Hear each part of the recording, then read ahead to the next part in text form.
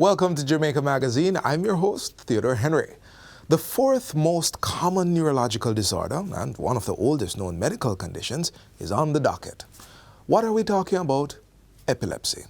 On this International Epilepsy Day, how much do you know about this disease and the everyday challenges of this malady? Come, we have another stimulating show for you, and it starts with the news.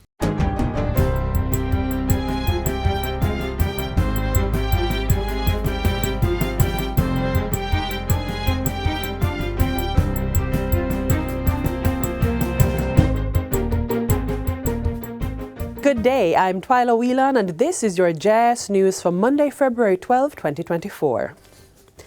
The Planning Institute of Jamaica, PIOJ, has launched a comprehensive measurement tool for growth. The Inclusive Growth Index Framework, IGIF, was developed by the PIOJ's Growth Inducement Program and launched in a virtual ceremony last Thursday. Director General of the PIOJ, Dr. Wayne Henry, explains that the IGIF provides a more comprehensive understanding of the interrelatedness of key drivers of growth specific to Jamaica. It encapsulates critical focus areas including equality and equity, health, human capital, environmental quality, social protection, safety and security, and wealth. By consolidating indicators relevant to Jamaica into key sub-indices and a composite index, the IGIF provides a comprehensive basis for measurement, tracking, and in-depth analysis, offering valuable insights for the creation of policy responses and proactive initiatives tailored to our people's diverse needs. This new tool, he says, was created to significantly increase Jamaica's ability to achieve the goals and targets outlined in Vision 2030, the country's national development plan to attain improved economic and social outcomes for all. The many years of collaborative effort that has gone into conceptualizing and developing this tool has been driven by a commitment shared by many stakeholders to expand the traditional economic growth models, recognizing the imperative of inclusive and sustainable development. It recognizes the critical importance of internal nuances in shaping a nation's development path, balancing external benchmarking with the unique characteristics that makes each country distinct. Other stakeholders involved in bringing the IGIF to fruition include PricewaterhouseCoopers, the Foundation for Competitiveness and Growth Project, and the World Bank. The Ministry of Agriculture will be expanding its funding towards the enhancement of research stations across the island, as it seeks to reinvigorate the agricultural industry through robust research and development efforts. Portfolio Minister Floyd Green says the Hounslow Research Station in St. Elizabeth, Orange River in St. Mary, and Montpelier in St. James are among those to be targeted. This is in line with the $1.2 billion investment in the redevelopment of the Bodles Agricultural Research Station now being undertaken. Among other things, this investment has so far resulted in the development of a state-of-the-art dairy milking parlor and the installation of 5 sizable greenhouses, each measuring 100 square feet. We've also upgraded laboratories, including post-harvest and biocontrol labs, tissue culture facilities, animal nutrition labs, and the milk lab. We've constructed new animal infrastructure. We're on the final phases now of a brand new goat house to drive our small ruminant program, and we will be doing some work on our cattle barn, and of course we have enhanced office space and staff facilities. Minister Green gave the update as he addressed a recent press conference at the ministry. Students at the Salvation Army School for the Blind and Visually Impaired are now benefiting from an improved learning experience thanks to a donation of Braille writing machines. Braille is a reading and writing system comprised of raised dots that may be read through touch. The devices were supplied as part of the Follow the Trail Invest in Braille program, which was spearheaded by the Digital Foundation and the Open Door Jamaica Foundation. Minister of Education and Youth, Favour Williams, has welcomed the donation, which she says supports the government's almost $40 million subvention to the school. These Braille machines, we know now, if we didn't, are not just devices. They symbolize access, empowerment, and equality. They're also a testament to our steadfast belief in the potential of every child, regardless of their abilities or circumstances. 35 sponsors from across the island took part in the Braille Machine campaign, Among them was e-Learning Jamaica Limited, which contributed 9 machines. The Honorable Minister, thank you for coming. And DigiSed and the sponsors, we really appreciate you. It takes a village to educate children with special needs because of the cost involved. The Ministry of Sport will be providing grant funding of $500,000 to each Member of Parliament to jumpstart holistic efforts for promoting physical activities and sport at the grassroots level. Portfolio Minister Olivia Grange made the announcement in a recent statement to the House of Representatives. She explains that as a member of UNESCO's Intergovernmental Committee on Physical Activity and Sport, Jamaica must demonstrate its commitment to promoting the Fit for Life program. Fit for Life is UNESCO's sport flagship program aimed at increasing participation in physical activity and sport through targeted investments. Physical activity and sport can yield a wide range of benefits to individuals, to communities, and society at large. In each jurisdiction, the Fit for Life program will have a different look and feel. In Jamaica, Fit for Life will be multifaceted and proposes to be a harmonized approach to sport development. The grant may be used for the hosting of community sport competitions, purchasing sport gear and equipment, field preparation, or the upgrading of sport facilities. MPs have until March 1 to submit their applications. And finally, Director of Elections Glaspole Brown has advised that special service electors will vote on February 22 ahead of the February 26 local government elections. This group comprises members of the Jamaica Constabulary Force, Jamaica Defence Force, and Election Day workers. Under the Representation of the People Act, provisions are made for those electors to vote 3 days before the rest of the population to ensure that they are available for duty on Election Day. Election Day workers, military and police personnel who do not vote on February 22 will not be able to do so on February 26, as their names have been extracted from the voters list to accommodate the early voting.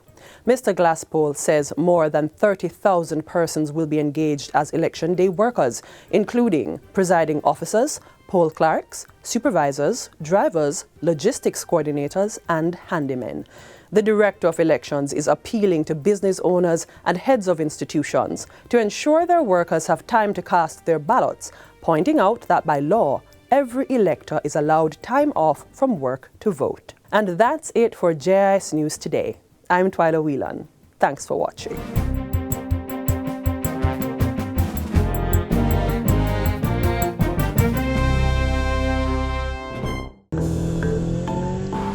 The man of the license, you know, we are do road.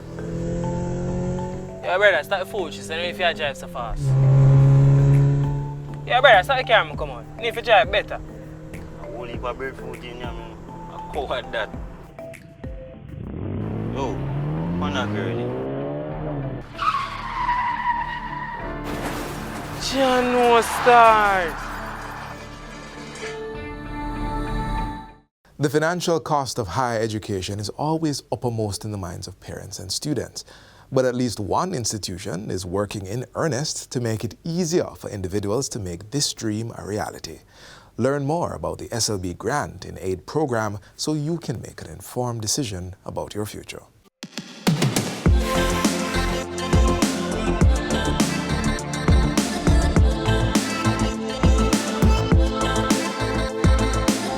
We are celebrating the fact that the Students' Loan Bureau, and by extension the government of Jamaica, is increasing the grants in aid benefits for low-income households, path beneficiaries, and wards of the state. The grants in aid has honestly been a driving force in my personal and intellectual development.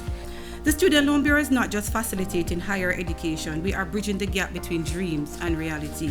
We are here today to announce the fact, to make sure that all Jamaicans know that we are increasing the grant in aid program year over year by 68%.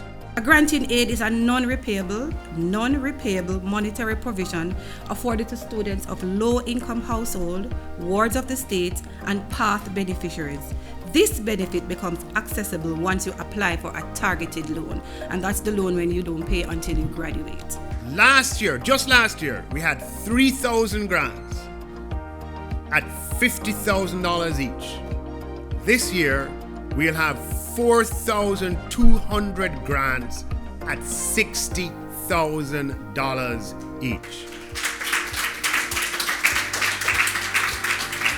This means we have allocated in this year's budget $252 million for 4,002 qualifying applicants. The purpose is to provide financially challenged students with supplementary assistance for other school-related expenses such as books, tuition, transportation, food, etc. It's only Student Loan Bureau that you can come to and get that kind of grant in that kind of scale for your education. So this is an incentive for Jamaicans interested in tertiary education to seek out the Student Loan Bureau. So how do you apply for granted aid? You can log on to our website and apply for a targeted loan. The grant is provided once the loan is approved and the applicant eligibility is verified, and after disbursement funds or tuition to the institution. You will automatically, if you are from a household where the income levels are $1.5 million or less, and we're inviting all Jamaican students who qualify to come and get your grant. We are interested in increasing tertiary enrollment in Jamaica. The only way our society is going to grow and develop is if the productivity of our country improves. These are offerings that will continue to drive economic growth and competitiveness in the Jamaican economy by ensuring a highly skilled and adaptable workforce. Aside from the monetary value, the SLB grant in aid has served as a testimonial to my hard work, devotion, and promise. It has inspired me and it has enhanced confidence in me, emphasizing that my efforts have not gone unappreciated. We are building bridges and transforming dreams. This is a revitalized, re-energized, reinvigorated Student Loan Bureau that's modernizing to meet the needs of Jamaica today. So I'm a beneficiary of the SLB granting aid, and I just really have to say that it came at a moment that it was really needed. I was able to cover my school expenses, and to make it even better, while I was volunteering at the Bustamante Hospital for Children, I was able to cover my expenses there. Commendations to the Government of Jamaica and the Minister of Finance through the leadership of the Minister of Finance, who continues to drive and develop policies geared towards improving access, equity, and educational opportunities for Jamaicans. Jamaica is moving forward. Jamaica is serious about education and serious about tertiary education as we go forward with determination to achieve the growth and development potential that we know we all have.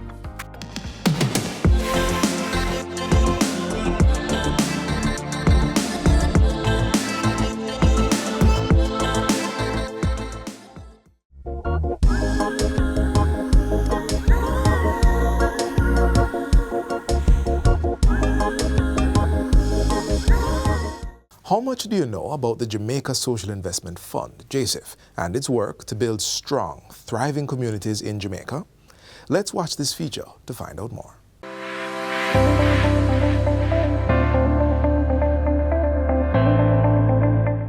The Integrated Community Development Project, ICDP, implemented by the Jamaica Social Investment Fund, JSIF, has transformed the lives of residents living in 18 economically vulnerable and socially volatile inner-city communities. The project really had set out to target the restructuring and urban renewal of the communities. We use a methodology called crime prevention through environmental design. And the idea is that you improve the environment first, and then concurrently engage the youth and the residents and address issues why they are vulnerable and how we can mitigate against it. ICDP is funded by the World Bank to the tune of $42 million for a period from 2014 to 2021. For the 7 years we've been working on ICDP, we believe we've had creditable results. We were able to benefit over 89,000 persons, and this was done under 3 different components. The first looked at access to infrastructure and basic services, and the others looked at services as well as livelihoods and capacity building for our ministries, departments and agencies, as well as community groups. The integrated infrastructure projects included road rehabilitation, water supply, drainage, sewage sanitation, and zinc fence substitution. We would have completed a cumulative total of 47 kilometers of road. It will include approximately 47 kilometers also of surface drainage. We would have supplied access to water to over 12,000 households and sanitary sewage to in excess of 1,300 households. And with regard to zinc fencing, over 3,000 households would have been serviced, which is equivalent to 6,000 to 7,000 kilometers of zinc fencing. Well, since JSF coming is only improvement. Everybody I take taxi to come in them yard, the people, the product for go to market, people who for go to school, even generally persons who going out now, they call taxi as they come for me at my gate. Operation Certification was a partnership between the Registrar General Department and the Jamaica Social Investment Fund to provide 6,000 birth certificates to the beneficiaries in the 18 ICDP communities. So it was very important for us to ensure that all Jamaicans are accounted for and all Jamaicans are able to access different sort of services. The ICDP has pumped more than $300 million into the Alternative Livelihood Skills Program. It's designed to actually move young persons from challenged spaces, from the corners, quickly into an income earning position, whether it's through job placement or entrepreneurship as a result of a skill that they would have acquired. The program targets young persons 18 to 25. We were able to attract companies like CAC 2000 in air conditioning, where these young persons were trained as GTAC technician, which is a global certification. We attracted entities like Main Event in terms of event management, and the trainers were very elite trainers. We work with entities such as Pre-UE, where they were trained in a number of areas. We provide the NWC as a support, a cadre of skilled young persons, both men and women, that were trained as water warden. We had one training component called the Blue Economy, where they were trained as lifeguard and scuba diver.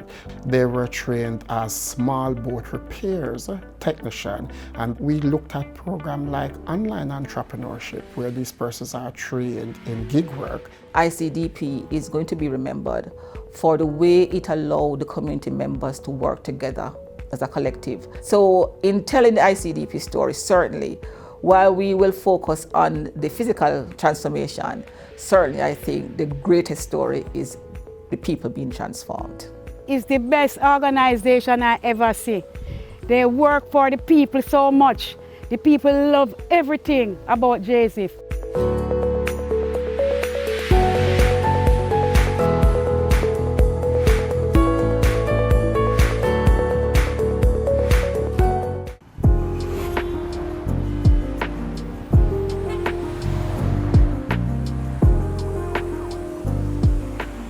All motorists, pedestrians, private and public operators, motorcyclists, it is important for us to drive defensively.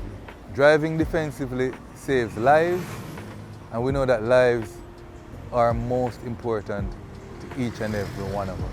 It is important also to be trained and certified as a defensive driver, for it increases the likelihood that you'll prevent collisions on our roadways.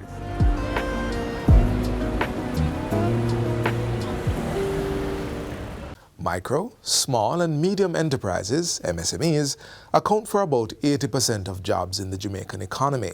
They contribute significantly to GDP, wealth creation, poverty alleviation, and social stability. But what can be done to help grow this very important sector? Let's learn more in this feature.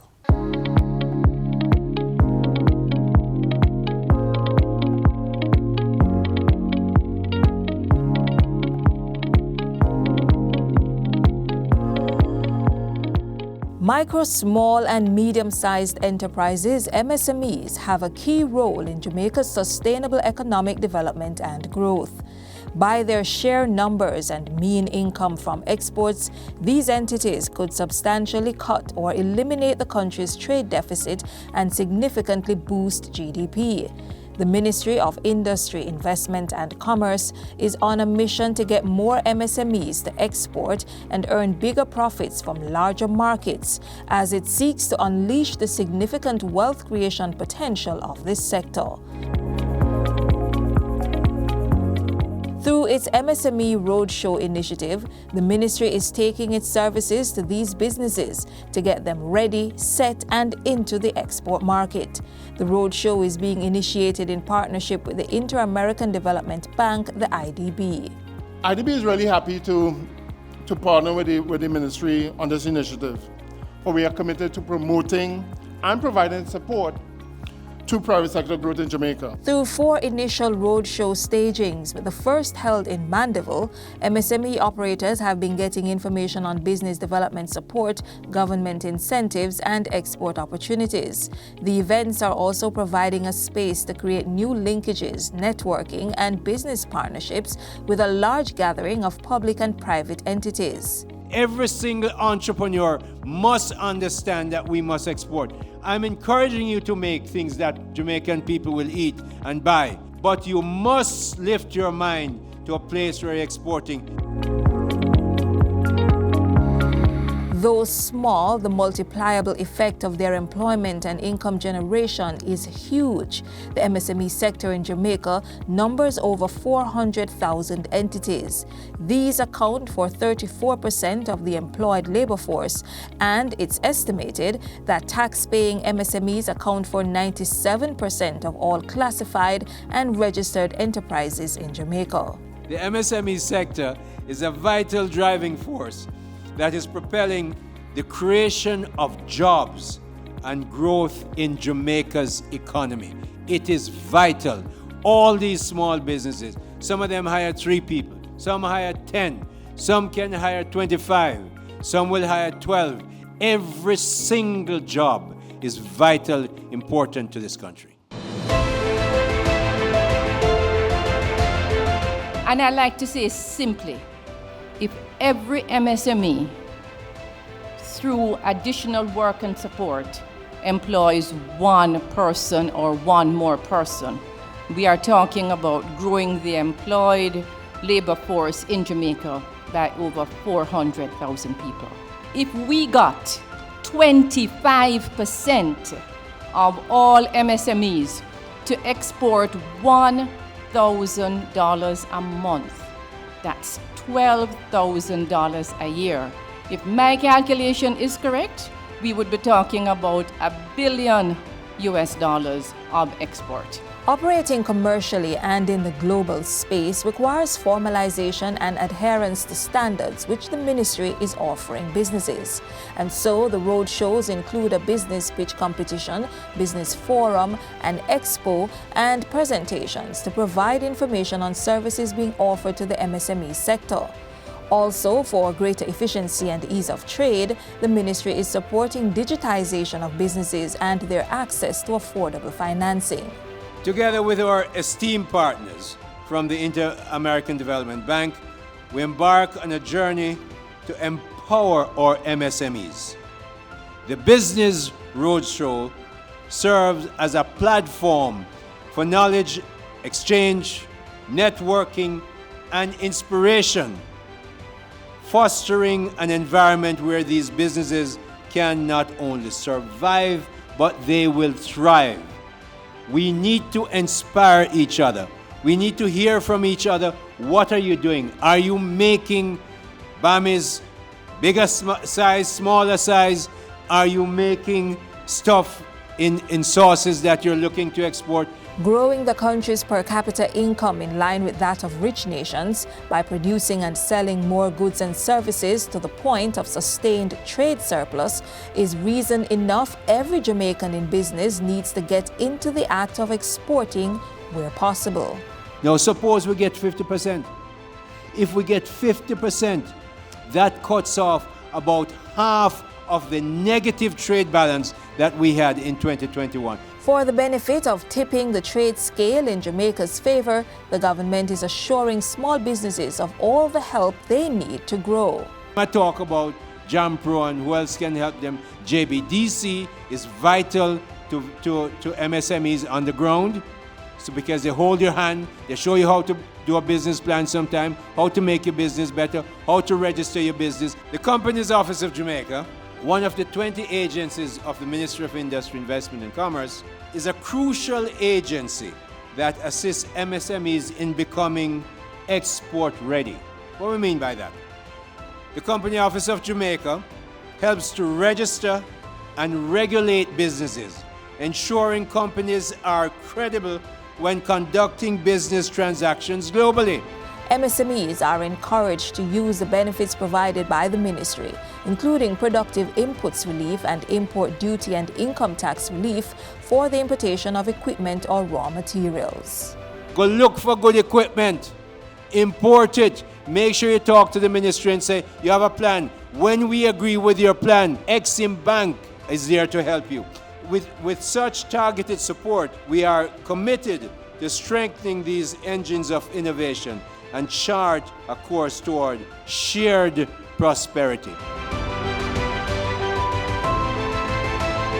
Realizing our potential to become a rich nation means selling not only to 3 million Jamaicans at home, but also to consumers around the world. Are you ready?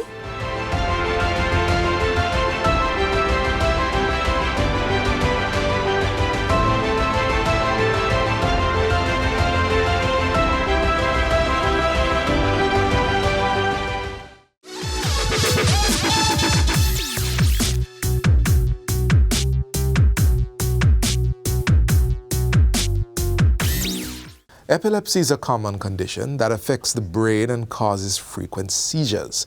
These are bursts of electrical activity in the brain that temporarily affects how this organ works. Seizures can cause a wide range of symptoms.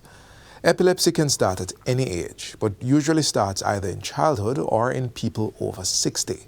Some symptoms may include uncontrollable jerking or shaking, commonly called a fit, losing awareness and staring blankly into space, and becoming stiff. Epilepsy can be treated with anti-epileptic medicines, surgery, or a special diet. Although it is usually a lifelong condition, most people who suffer from epilepsy can live normal lives if their seizures are well controlled. However, people with epilepsy should think twice before they drive, swim, and take on certain jobs.